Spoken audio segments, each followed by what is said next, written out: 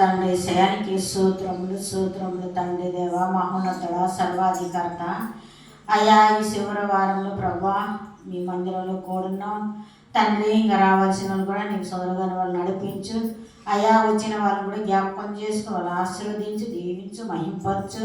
వాళ్ళు చేసిన ప్రార్థనలు ఆలకించున్న తండ్రి నీకు వందనాలు తండ్రి.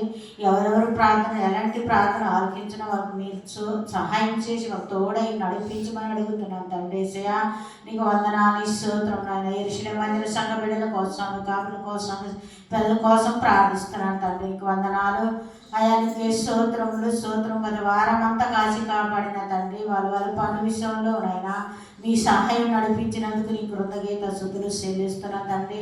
క్రిస్మస్ పండుగలు చక్కగా గంభీరంగా జరిపించినందుకు గొప్ప దేవానికి స్తోత్రం నాయన.